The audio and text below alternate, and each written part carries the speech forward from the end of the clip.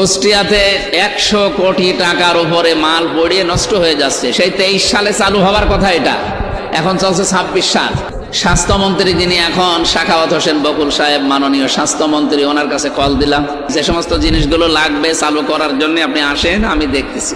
যেহেতু আমরা বিরোধী দলে আছি, আমাদের তো ওই পাওয়ার নেই, মানে 100 ভাগ পাওয়ার তো আর দেওয়া নেই। যতটুকু পারা যায় বিরোধী দলে থেকে চেষ্টা করলাম যে এই কাজটা কি করে চালু করা যায়। চালু করতে গিয়ে দেখি মানে নামে বেনামে বাড়িতে মোবাইলে বহু টাকার অফার দিয়ে বলছে এটা না চালু করলে হয় না, এতদিন চালু হয়নি, মানুষ বেঁচে নেই, অত দরকার কি।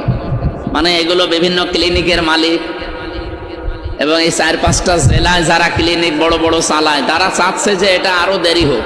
এর আগে যারা দায়িত্বে ছিল তারা টাকা পয়সা খেয়ে বা কি করেছে আল্লাহর উপরে ছেড়ে দিলাম, আমি আর ভেতরে কথা বলতে চাই না, তারা চালু করে নাই। অথচ এই হাসপাতাল কেন্দ্রিক প্রায় সব মিলিয়ে 5-6টা জেলার মানুষ, আর যাওয়া লাগে সেই রাজশাহী, কুষ্টিয়া থেকে 120 কিলোমিটার, সেই খুলনা 165 কিলোমিটার, ঢাকা 250 কিলোমিটার, এত দূর না এসে যদি ওই জায়গাটা এতদিন চালু করতে পারতো, ওই যে মালগুলো দিয়েছে যেগুলোর মেয়াদ উত্তীর্ণ হয়ে যাচ্ছে ওইগুলোও কাজে লাগতো। সরকারের বরাদ্দ ছিল, এই বরাদ্দগুলো উঠে আসতো আস্তে আস্তে।